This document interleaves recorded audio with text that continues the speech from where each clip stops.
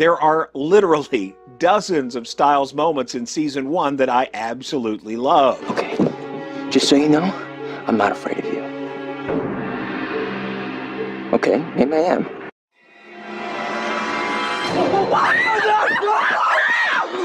Stiles, what the hell are you doing here? What am I doing? God, do either of you even play baseball? Oh my God, what is that? Please don't kill me for this. Ow!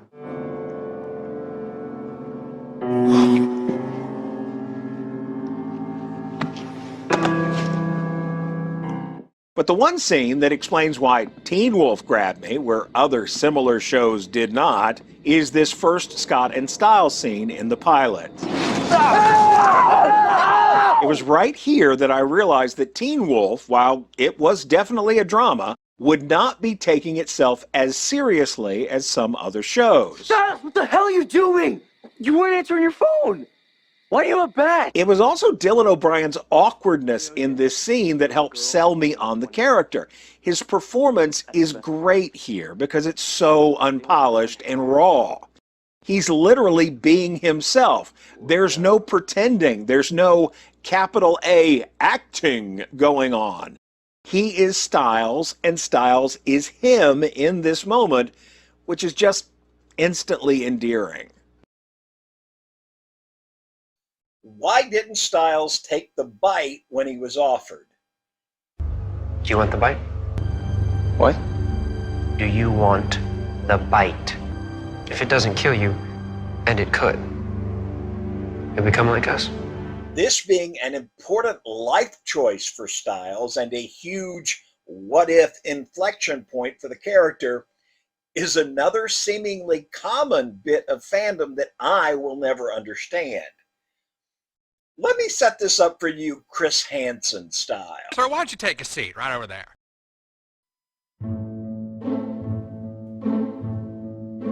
Hello, teenager. I am a 40-plus male who is known to you to be a mass murderer. Would you like for me to bite you so that you can become a mass murderer and hang with me forever?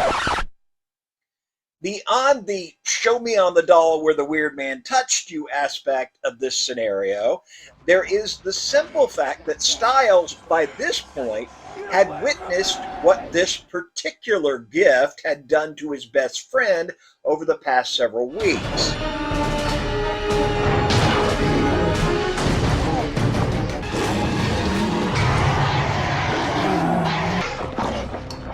If you knew what Stiles knew, who in their right mind would choose this life? Now it's my turn to get what I want. Well, Jackson did, but that's a whole different lifetime of therapy sessions, and Jackson did not have firsthand knowledge of the downside of lycanthropy. He only saw the physical increases in Scott. Stiles knew exactly what Peter's offer meant and was smart enough to say, no, thank you.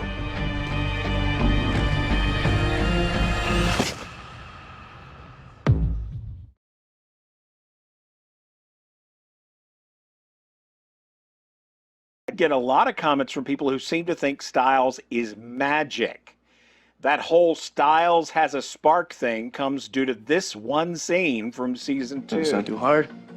Not all there is. Think of it like gunpowder. It's just powder until a spark ignites it. You need to be that spark, Stiles. Now, Deaton means spark metaphorically here. Stiles is really the only person on this assault team who can handle the mountain ash. Stiles is the only one who can lay down the barrier because all the others can't really touch it. But if you combine the poetry of Deaton's statement with the fact that Stiles was running out of mountain ash at the rave, people start to see this as proof that he's somehow magic. Scott, pick up. Pick up now.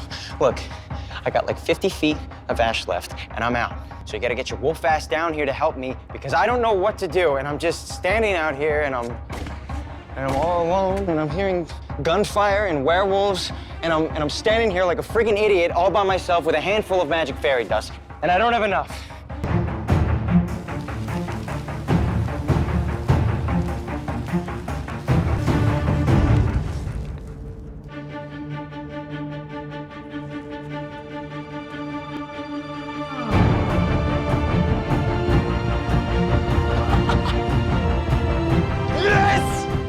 Stiles is not magic. The ash is magic. If you get it close, it will form a circle every time. You can throw it in the air. You can throw it in a doorway. You can just throw it and it will complete a circuit between any two existing sections of mountain ash. The ability of the ash to always connect to itself means that once Stiles got close to closing this circuit around the warehouse, the mountain ash did the rest. Yes!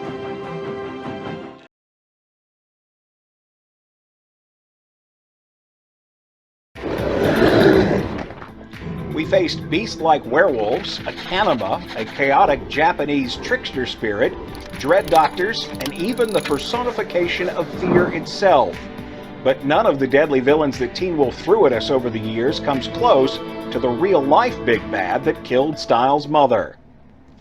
Claudia Stilinski suffered and eventually died from frontotemporal dementia. The term actually applies to a group of conditions, but they all result in death because there is no cure. FTD attacks the frontal lobes of the brain, shrinking them. Since this region houses our personality and our ability to reason, this shrinkage results in the substantial behavioral changes we saw and heard about with Claudia Stilinski. I couldn't stand to be in that room anymore. Not with him looking at me like that. This disease not only robs the victim of their capacities, it oftentimes replaces a loved one with a mean-spirited doppelganger. When it comes to the big bads we saw during 6 seasons of Teen Wolf, FTD truly did the most long-term damage. Come on. Stiles was simply too young to understand when his mom suddenly wasn't his mom anymore. You still got me. Noah Stilinski carried that burden all alone, dealing with doctors and trying to protect his son from the worst of the overt symptoms, like loss of memory and impulse control. Claudia also became mean, lashing out at the son she loved so much and causing Stiles to blame himself for her condition and her eventual death. Stop looking at me! FTD is rare, but very real. Teen Wolf writer Alyssa Clark drew from her own personal experience with the disease as they were working on Claudia's backstory. And it was that backstory, the experience Stiles went through with his mother's illness, that shaped him into such an amazing character. Of course, it's just fiction, but FTD informed how the writers shaped the Stiles character and how Dylan O'Brien played the part. A lot of Stiles' strength came from that tragedy. In the real world, frontotemporal dementia is often misdiagnosed as early onset Alzheimer's or other forms of dementia or mental illness. As with Stiles' mom, some patients start experiencing symptoms in their mid-30s, and the progression can be rapid, with the time between diagnosis and death only 5 to 7 years. That's what my mother had. It's the only form of dementia that can hit teenagers. And just like on the show, FTD is hereditary, meaning the children of those with the disease may also fall victim to it.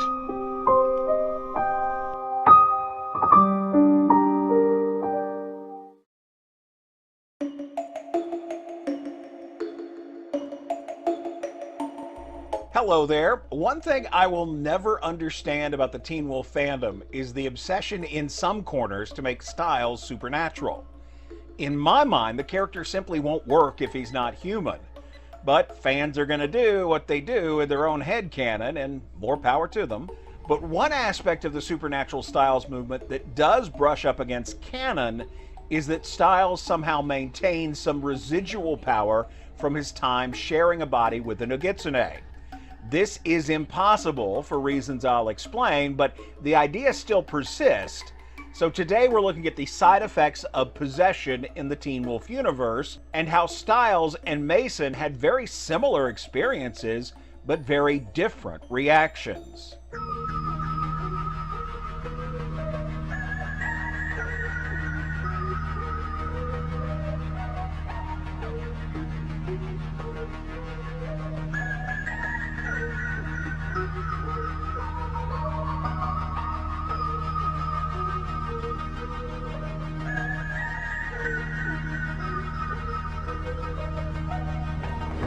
If you enjoy these weekly field trips back to Beacon Hills, subscribe to the channel and hit the bell so YouTube will ring you whenever I post new material. In case it's been a while, the Nogitsune was a 1,000-year-old trickster spirit summoned by Nishiko Yukimura during World War II to take vengeance on soldiers who had withheld life-saving medicine from and then opened fire on prisoners at an American concentration camp near Beacon Hills. That was a mouthful. The Nogitsune arrived and killed almost everybody, including the prisoners. Nishiko and Satomi managed to get it out of the body it was in and then trapped it in the form of a housefly in a glass jar that Nishiko then buried in the roots of the Nemeton, which is a magic tree in Beacon Hills Preserve. Like 70 years later, Scott, Stiles, and Allison re-energized the magic stump during a storm that violently shook and collapsed the ground around the site. This apparently freed the Nogitsune, who began stalking Stiles in his dreams because the whole thing with the re-energizing the Nemeton left him open to psychic attack. While the Nogitsune had limited control over Stiles' movements, he was blacking out and running around causing damage and hurting people. Get down! Deaton managed to put Nogitsune to sleep, but that was temporary, and then Stiles finally gave into it fully in order to save Malia from a drill-happy patient at Icon House. Bad idea. Once fully in control, the Nogitsune stole one of Nishiko's tails, released dozens of its flies to control the werewolves as a series of distractions, and then collapsed in a parking lot where Lydia found him. After Scott and Lydia traveled into his brain and woke Stiles up, the Nogitsune regurgitated a pile of bandages onto the floor at the McCall house. And thinking the body that emerged from the bandages was the Nogitsune, Scott tackled it. In the confusion, the real Nogitsune kidnapped Lydia and escaped, which had been its plan all along. Now at this point in the story, the Nogitsune is completely out of Stiles' body. I'll repeat that in a slightly different way. Stiles and the Nogitsune are two totally separate beings now. There are two schools of thought on how this happened. The bandage vomit and the rising from the floor was all an elaborate illusion put on by the Nogitsune in order to create confusion and to distract while it made a new body for itself on the couch. Don't forget, illusion is a power the Nogitsune has. The other option is that this guy crawling out of the floor really is Stiles in a brand new body. Whichever one you choose to believe, Stiles is completely Nogitsune free from this point on.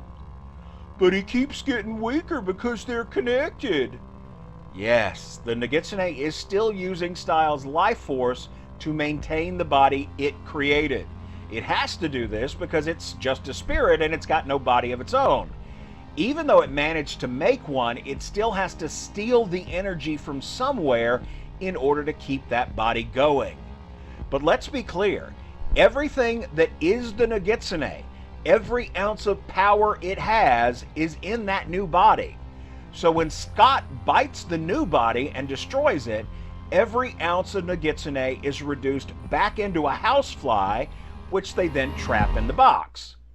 The magic box made from the magic tree stump, or the magic tree, whatever. But just because the Nogitsune is all gone from Stiles doesn't mean he's just suddenly fine and dandy. While physically free of the Nogitsune, he retains all the memories of what he did while possessed. I remember everything I did, Scott. I remember pushing that sword into you. I remember twisting it. This knowledge weighs on him, and while the writers kept him pretty busy for the first few episodes of season 4, they still worked his lingering trauma into the story. I remember everything I did, and the worst part is I remember liking it because I felt powerful. You can see numerous other instances where the writers and Dylan O'Brien changed the Stiles character based on this trauma. His whole reaction after Donovan's fall in season 5 is a good example. Stiles knows there's no Nogitsune inside him to blame for this. It's all him, and it's all the more horrifying because it's all him. I personally believe that the theory of Void Stiles still somehow lurking inside lessens the genuine growth and any future trauma the character will suffer going forward. Why don't you tell me your name?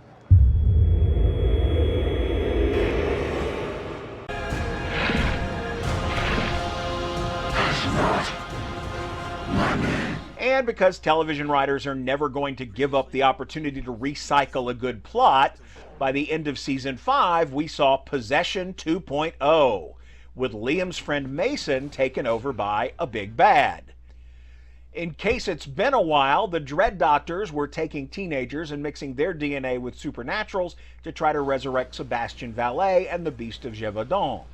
The head Dread was in love with Sebastian and spent like 200 years mixing and matching supernatural stuff until he finally hit the jackpot with sweet, innocent Mason.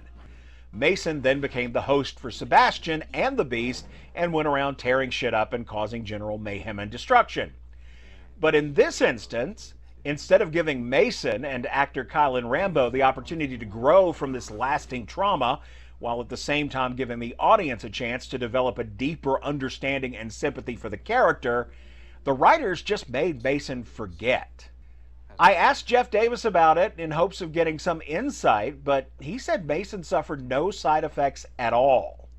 This actually makes sense with the plot. All the Chimera forget themselves during the process. That fact we learned from the formerly winged wonder Zach. First, you forget. You don't know who you are or what you're doing. Then you get violent. And in the case of the Beast, remembering his identity was a key plot point, so it kind of makes sense that Mason's memory would be affected. But I expected them to address it in some small way, at least. I mean, after everything they put Stiles through with his possession, you'd think there would be something. But no, when Mason got back for season 6, he just jumped right into the mystery of the wonky compass and said nothing whatsoever about his time possessed by one of history's most notorious serial killers.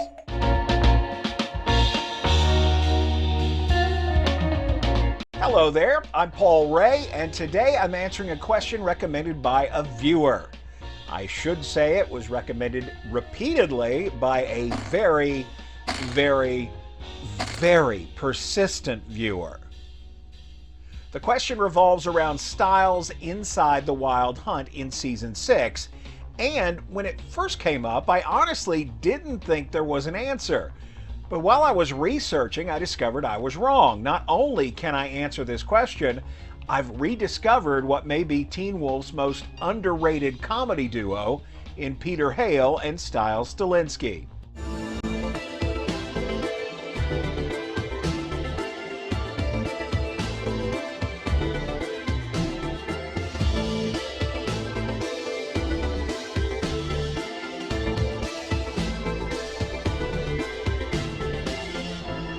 If you enjoy these trips back to Beacon Hills, hit that subscribe button and maybe even the bell so YouTube can let you know each week when I post new content.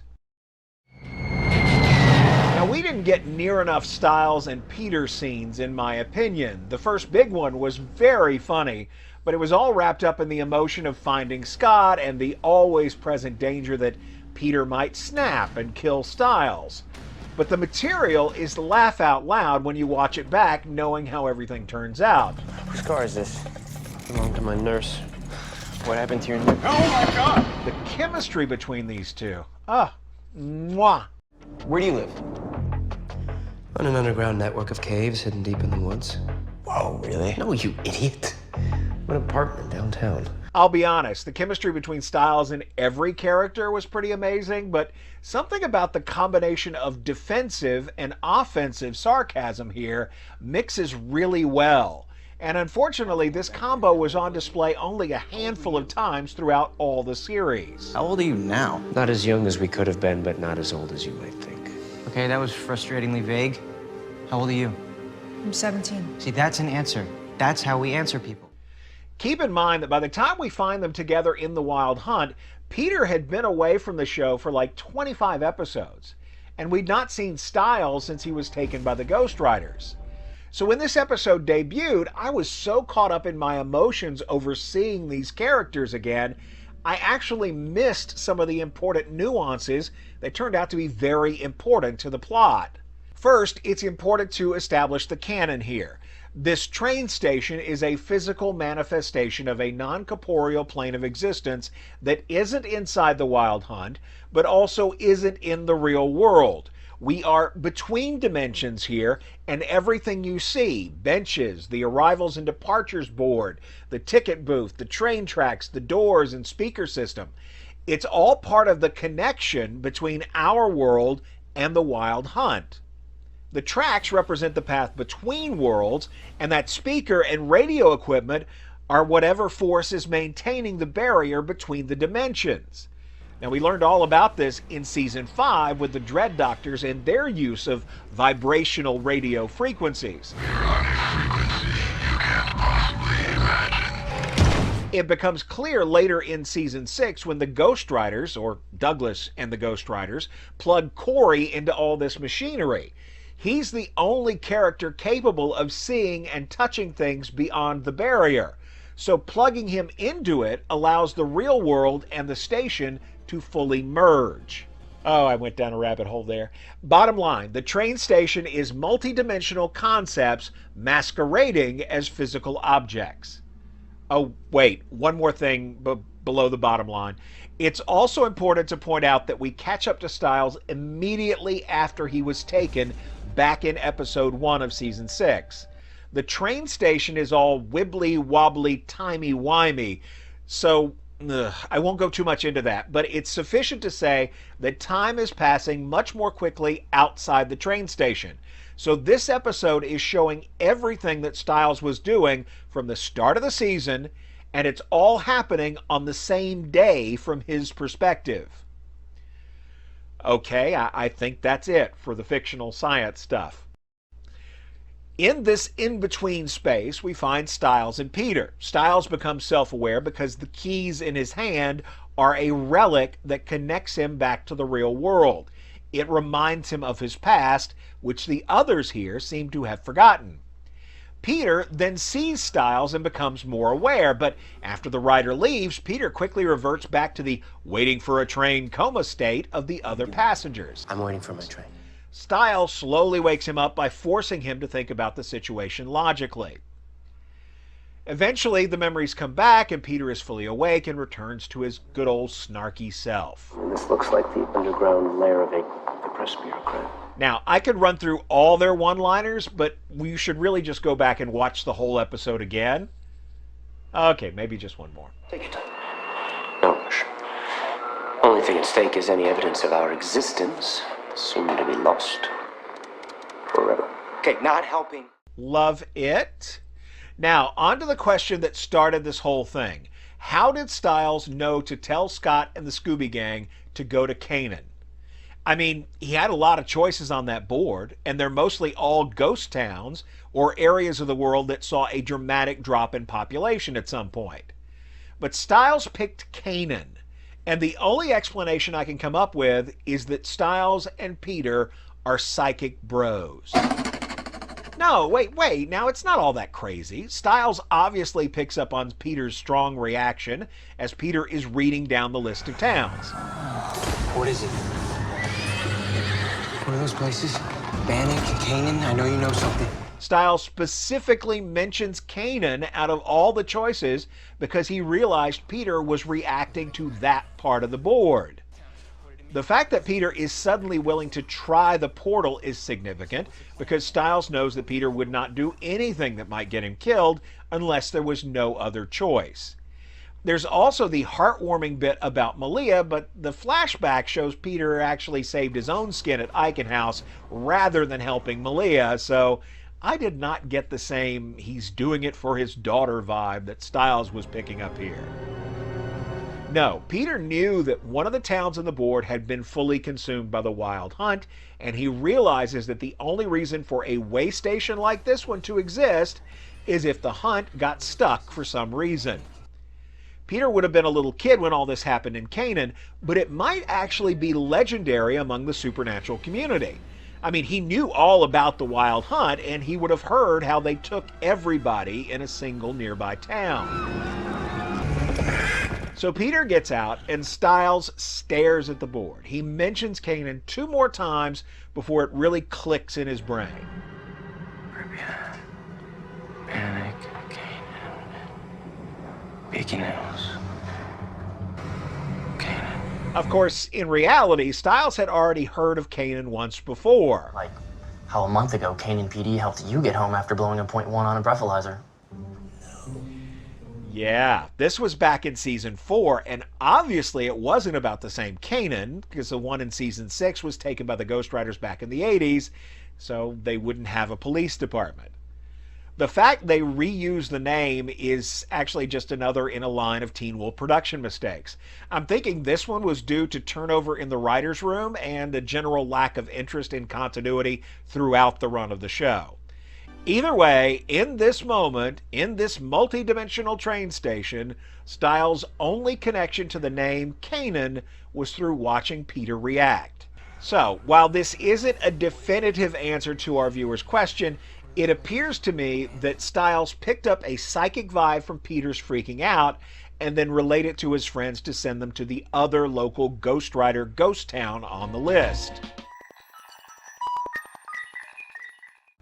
While no other character on Teen Wolf is as popular, the true name of Stiles Stilinski was, for years, a source of confusion and dispute. Early publicity for the show actually identified him as Stan Stilinski, the wrong first name and the wrong spelling of his last name.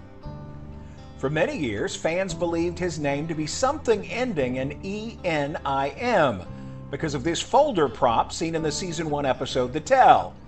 That was also the episode where we first learned Stiles had a weird, hard-to-pronounce first name, and that Coach Finstock thought it was a form of child abuse. Based on a glance at those few letters on a throwaway prop, some fans became absolutely convinced his name was G-E-N-I-M, or Genim. And despite the fact Teen Wolf creator Jeff Davis kept telling us we'd yet to see Stiles' true name, Genim kept cropping up in fan fiction and social media circles. Confusion only deepened as the question came up at conventions, and we got vague promises of an upcoming big reveal that never materialized. And that was the status quo for more than 4 years, until the production gave out some solid hints, starting in season 5. The first came in August 2015 with the episode Ouroboros. A Beacon Hills High School student ID showed the name M. Stilinski. Now you might disregard this as another false prop like the Genim thing, but the M. Stilinski was reinforced on screen by an MTV suggested hashtag. We didn't get another clue to Stiles' true name for more than a year, 15 months actually. The season 6 episode Superposition saw Lydia Martin in a banshee fugue state writing out the word mischief over and over again until it created a word cloud image of the letters S-T-I-L-E-S. This was somewhat obscure, but it did go with the whole M. Stilinski thing. Very few people believed Stiles' name was actually Mischief, and Jeff Davis would only tell us at the time that Lydia's artwork was a definite clue to his real name. Finally, 2 months later, we found out the truth. I have a son. His name is Mieczyslaw Stilinski. But even this big reveal at the end of the season 6 episode Blitzkrieg was slightly marred by confusion. The spelling of the name in the captions of the broadcast was misspelled. Teen Wolf Wiki had to reach out to Jeff Davis again to get the correct spelling. The name is M-I-E-C-Z-Y-S-L-A-W. It's a combination of the Polish word for sword and a word that means fame or glory. The name comes from Stiles' mother. It was her father's name. And as for Lydia's writing of the word mischief, that really was a hint. When Stiles was a little kid, he couldn't say his first name. Closest he could get was mischief. There you have it, the long and confusing tale of Stiles Stilinski's true name. Thanks for watching. If you love Teen Wolf and enjoy canon details like this, like and subscribe.